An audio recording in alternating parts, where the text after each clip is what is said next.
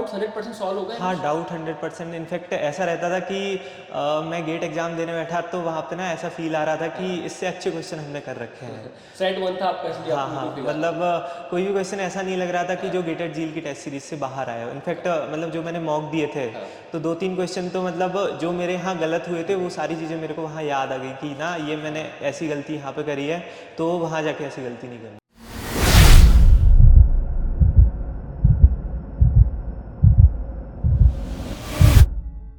Hello everyone, welcome to Gated Zeal. आज हमारे साथ है Ayush Mishra, all India rank 46 in GATE 2025। Ayush ने एक साल पूरे एक साल झील के साथ ऑफलाइन कोर्स के साथ टेस्ट सीरीज लेकर के पूरी लगन के साथ मेहनत करी थी।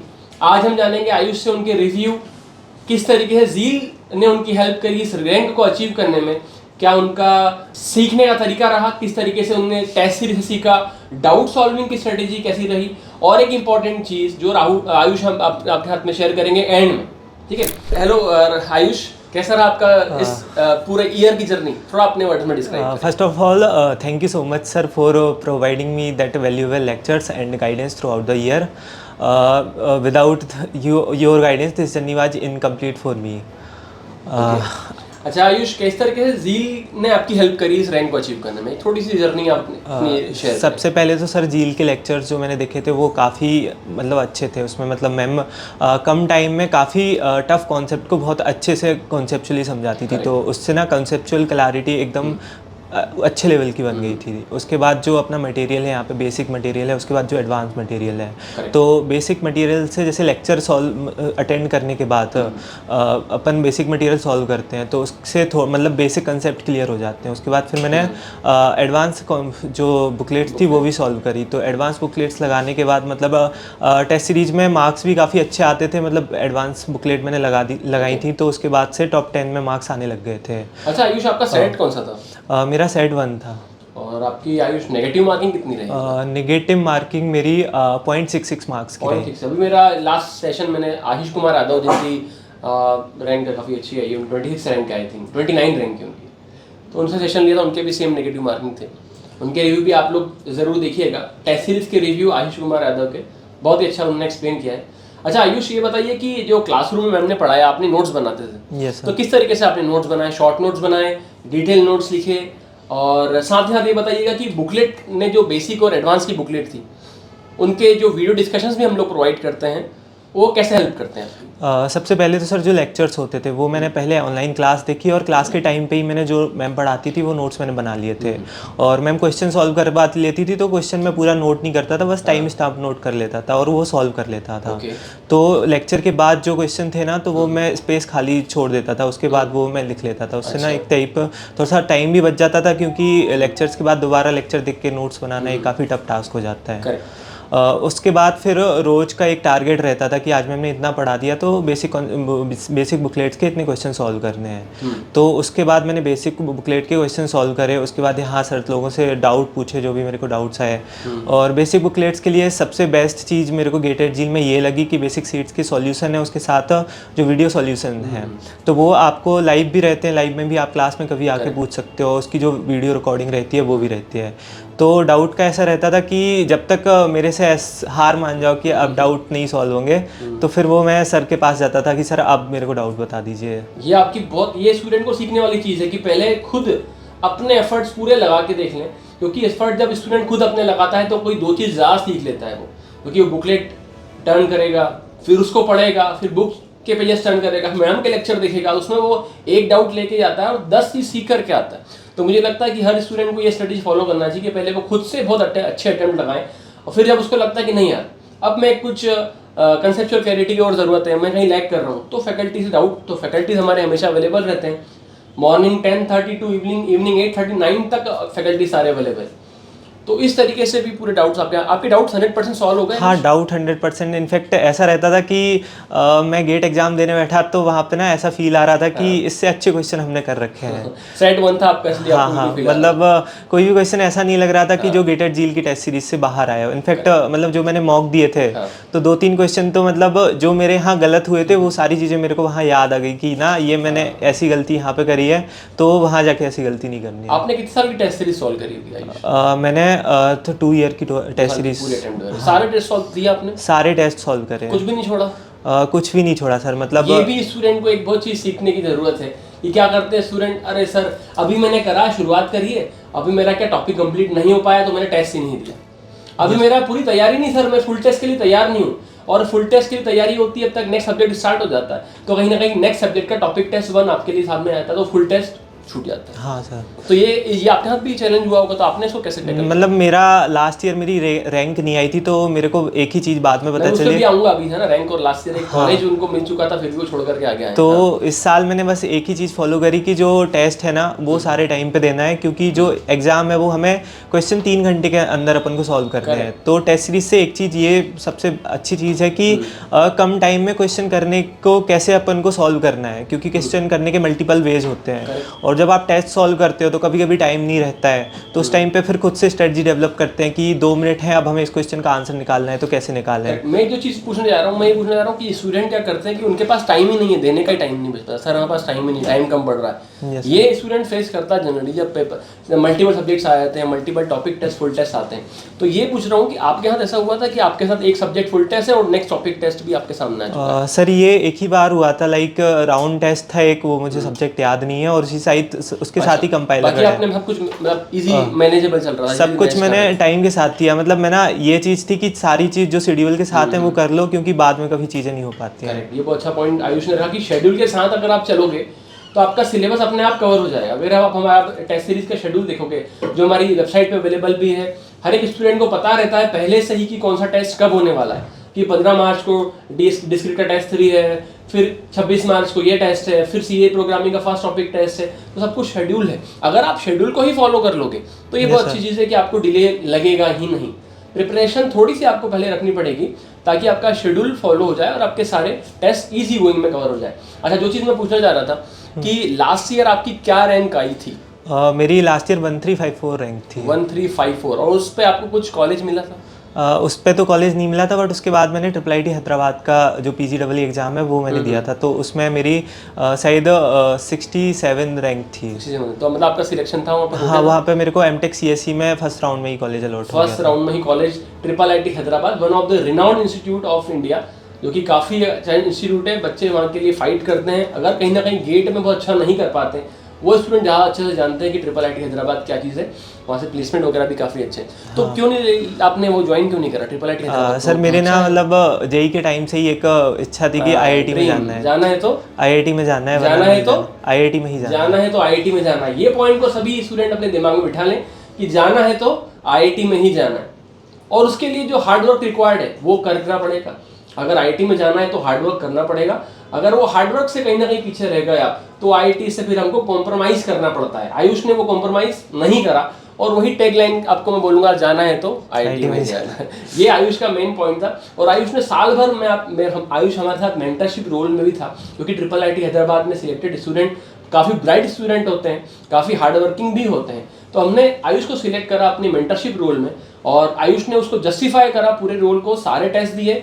और मेंटरशिप के रोल में काफ़ी बेनिफिट्स भी रहते हैं जो मेंटर्स को मिलते हैं, वो आयुष को मिले कहीं ना कहीं। एक पर्सनल गाइडेंस, पर्सनल सपोर्ट, 110% उसका हार्डवर्क था। पूरा उसने टाइम अपना मेंटरशिप रोल में रहा, पर्सनल गाइडेंस मिलता था फैकल्टीज़ का भी। टेस्ट पहले देने को मिल जाते थे। टेस्ट पहले देने से उनकी कुछ ये भी होते हैं कि वो एक अलग तरीके से सोच डेवलप होती है स्टूडेंट की, इस तरीके से अलग कि इस क्वेश्चन में कुछ गलती तो नहीं है, और वो गलती रेक्टिफाई करते थे हम टेस्ट से पहले, और उसको कवर करके फिर कंप्लीट स्टूडेंट को हम वो प्रोवाइड करते थे। तो आयुष, अब नेक्स्ट मैं आपसे जानना चाहूँगा टेस्ट सीरीज के बारे में। सो टेस्ट सीरीज कैसी थी ज़ील की, क्या टेस्ट सीरीज के साथ उसका सपोर्ट था, और कैसे टेस्ट सीरीज ने आपकी हेल्प करी आगे इम्प्रूव करने में? टेस्ट सीरीज़ तो सर यहाँ की एक्सेप्शनल थी। मतलब कि आप एक भी क्वेश्चन आपको ऐसा नहीं लगेगा कि गेटेड जील में ऐसा क्वेश्चन कोई आ गया है कि ये गेट में कभी पूछा ही नहीं जाएगा। इनफैक्ट 1-2 कंसेप्ट अपन ऐसे मैम पढ़ाती थी कि ये कंसेप्ट पढ़ लो, कभी गेट में आ सकता है।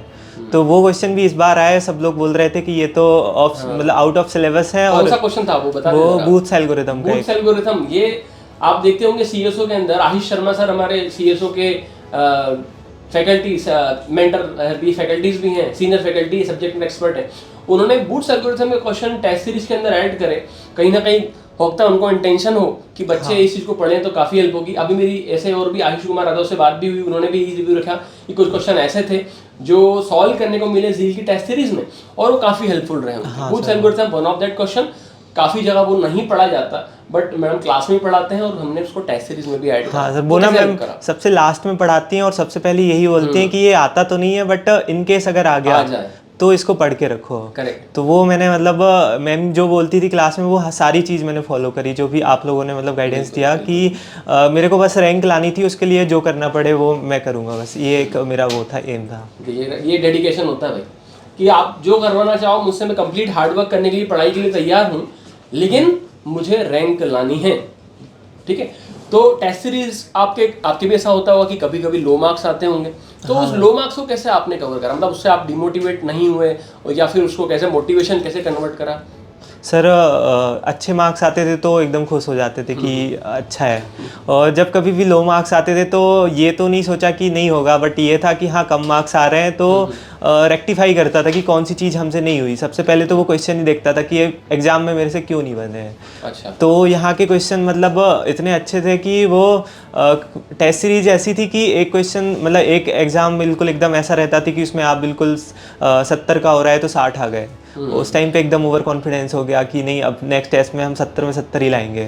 और वो सर ऐसा टेस्ट बनाते थे कि वो ना एक टेस्ट एकदम इजी बनाते थे कि थोड़ा कॉन्फिडेंस आ जाए, और सेकंड ऐसा बनाते थे कि जो ओवर कॉन्फिडेंस हो गया वो थोड़ा कम हो जाए। तो उस टेस्ट में मेरा ऐसा था कि 50 नंबर ही बड़ी मुश्किल में आ रहे हैं। तो वो चीज़ यहाँ पे अच्छी लगी कि थ्रू आउट द ईयर मेरे को ऐसा नहीं लगा कि सब कुछ आता है या फिर अपन को कुछ नहीं आता, तो मेरे मार्क्स हमेशा मतलब सेफ रेंज में ही आते थे। अच्छा, आप तो मेंटर थे, कहीं ना कहीं आप दूसरों के डाउट भी सॉल्व कर रहे थे। हाँ। तो क्या आपके डाउट सॉल्व हो पाए पूरे? सर जो डाउट्स मेरे रहते ना वो एक्चुअली स्टूडेंट्स के भी वही डाउट रहते थे। तो मतलब जिन चीज़ों से मैं डरता था वही स्टूडेंट्स आके पूछते थे कि ये चीज़ मेरे को समझाओ। तो उस टाइम पे ना थोड़ा ये भी रहता था कि अपन मेंटर हैं तो स्टूडेंट पूछ रहा है, वो ये तो नहीं बोल सकते नहीं आता, तो उसी टाइम पे ही चलो ठीक है सॉल्व करके तो देखते हैं क्या होता है। तो उस टाइम पे ये थिंकिंग मतलब यहाँ पे डेवलप हो गई कि क्वेश्चन करते करते पता ही नहीं चला कि अपना वीक पॉइंट क्या था, मतलब सारी चीज़ें आपके सारे पॉइंट एक तरीके से वीक से स्ट्रांग में कन्वर्ट हो गए। हाँ, स्ट्रांग में कन्वर्ट हो गए because of the role that you are given, mentorship role आपको था। इसके बाद भी कई बार जैसे टेस्ट आप सॉल्व करते थे तो उसमें कुछ करेक्शन निकल के आते थे, तो वो भी आपको कुछ सिखाते थे? हाँ, मतलब वो काफ़ी कुछ सिखाते थे। और आपके पूरे डाउट्स जो फैकल्टीज से जैसे बहन सर होते हैं, मैं हूँ, आयुष सर है, उनसे डिस्कस करके कंप्लीट सॉल्व हो जाते थे। कंप्लीट सॉल्व हो जाते थे। नेक्स्ट अपन आते हैं डाउट डिस्कशन के बारे में। डाउट डिस्कशन जैसे कि आपको मालूम है कि ज़ील पे काफ़ी स्ट्रॉन्ग डाउट डिस्कशन फैसिलिटीज हम लोग प्रोवाइड करते हैं। हाँ। तो क्या आपको ऐसा लगता है कि हाँ ज़ील पे सारे डाउट सॉल्व हो रहे थे आपके भी और आपके थ्रू स्टूडेंट्स के भी? मतलब टेस्ट सीरीज के लिए मैं बोलूँगा कि गेटेड ज़ील की टेस्ट सीरीज मतलब one of the best test series है। मतलब डाउट अगर आपको आ रहे हैं तो सबसे पहले तो सॉल्यूशन ही रहते हैं, उसके बाद आपको वीडियो सॉल्यूशन भी प्रोवाइड करा दिए जाते हैं, और उसके बाद यहाँ पे चैट सेक्शन रहता है कि 1-to-1 आप फैकल्टी से भी पूछ सकते हो, और अगर आपको कुछ लग रहा है तो आप उनसे भी नहीं मुझे तो ये आंसर, मतलब आप अपना अप्रोच भी शेयर कर सकते हो। तो वो एक ये था कि डायरेक्ट अपन फैकल्टी के टच में यहाँ पे रहते थे, ऐसा कभी फील नहीं होता था कि कुछ दूर है हम की कुछ समझ नहीं आ रहा था। हाँ। अच्छा, आपका स्ट्रेटेजी क्या रही, आपकी स्टडी स्ट्रेटेजी क्या रही, किस तरीके से आपने पढ़ाई करी?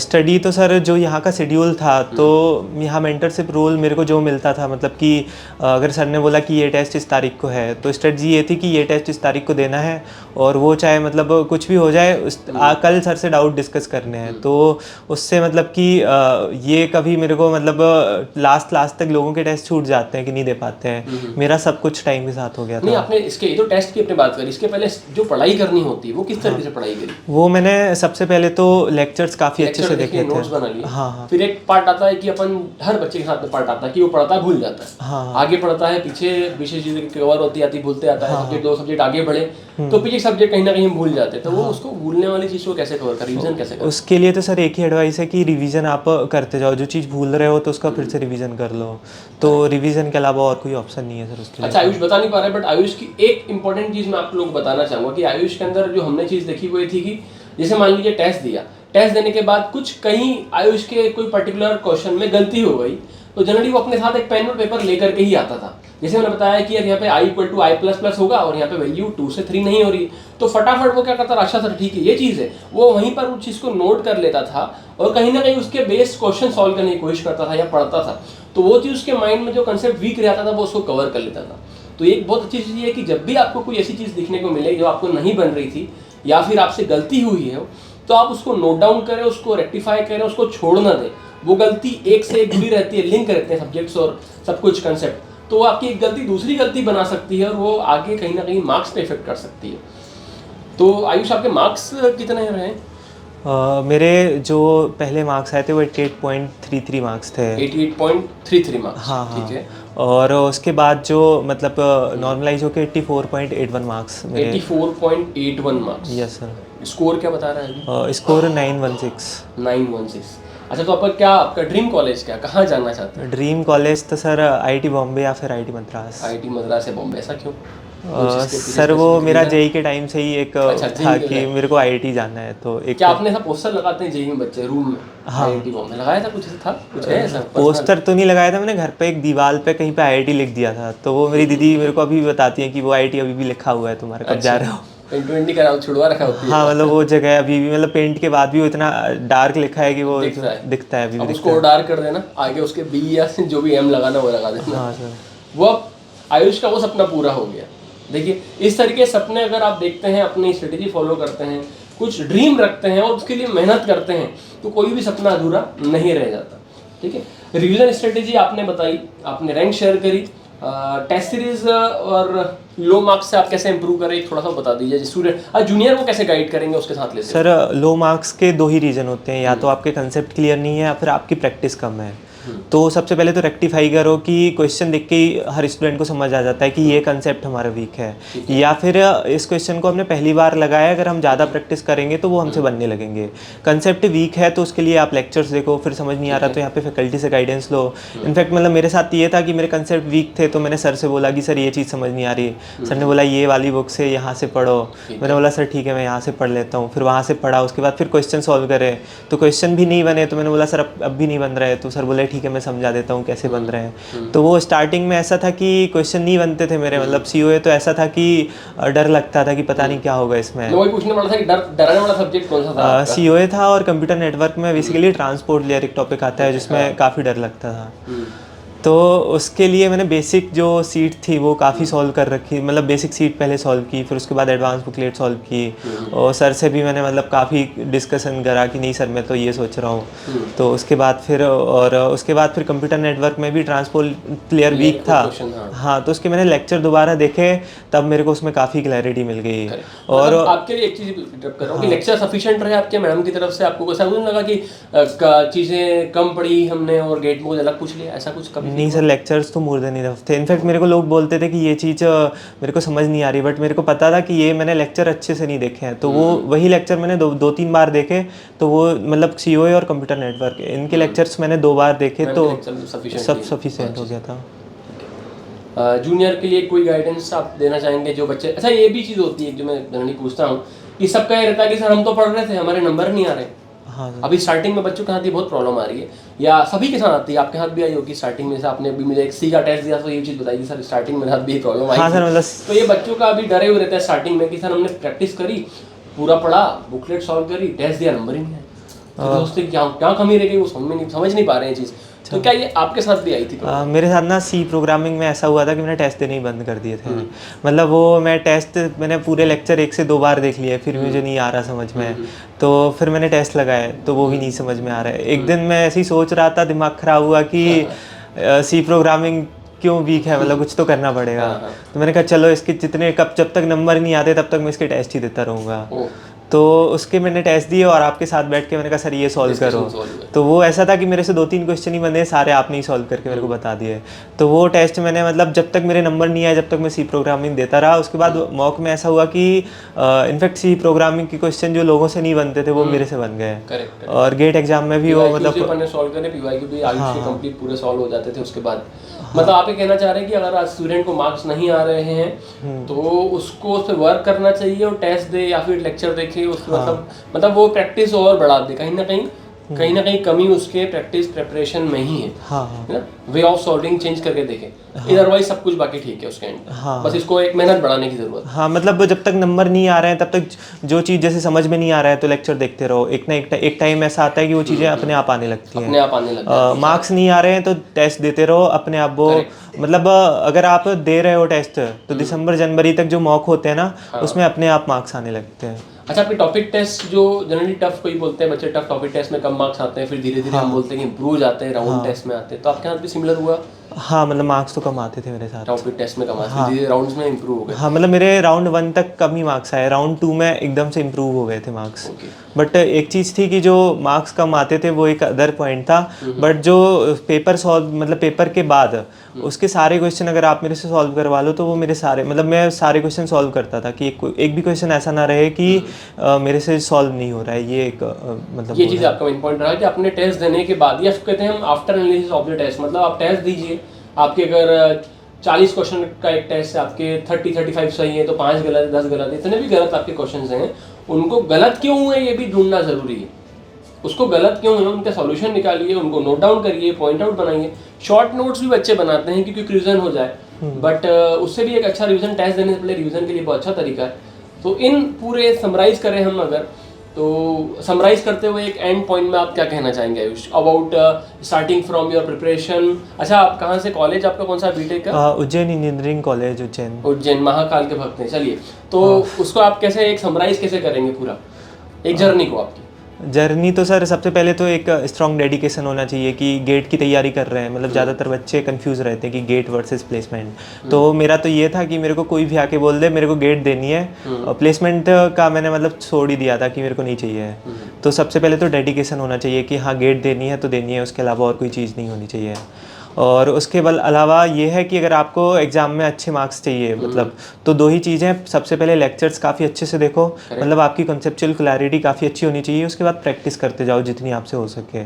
तो ये दो चीज़ें अगर आप कर लोगे तो गेट में रैंक मतलब अपने आप ही आ जाती है। अच्छा, प्लेसमेंट का आपने बात करी तो वो एक अच्छा पॉइंट है। जनरली क्या होता है, स्टूडेंट गेट को ऐसा रखते हैं कि चलो तैयारी करके देखते हैं, हाँ, और इधर प्लेसमेंट की तैयारी भी हो जाएगी हमारी, हाँ, तो हमें तैयारी करते हैं, और नो डाउट बिल्कुल प्लेसमेंट की तैयारी तो गेट से आराम से हो जाती है। हाँ। तो क्या ऐसा हुआ कि आप डाइवर्ट हो गए एंड में जाकर के, नहीं यार गेट नहीं हो रही और हम प्लेसमेंट लेके बाहर चले जाएं? नहीं सर, मेरे साथ ऐसा तो नहीं था, मतलब मुझे पता था कि प्लेसमेंट हो भी जाएगा फिर भी मेरे को करनी तो मतलब इसको कहते हैं क्लैरिटी। ये मैंने जानबूझ के पॉइंट पूछा कि क्लैरिटी की बात आयुष कर रहे तो सच में उसके माइंड में क्लैरिटी थी या नहीं।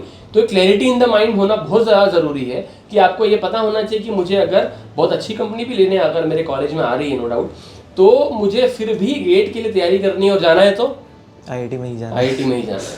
ठीक है, तो इन पॉइंट्स को लेते हुए मैं सेशन को एंड करूंगा। Very all the best to Ayush, और आप जहां भी जाएं वहां से और आगे बढ़ें और अपने माता पिता का, पेरेंट्स का, ज़ील का नाम रोशन करें, फैकल्टीज का नाम रोशन करें। All the best. Thank you so much sir.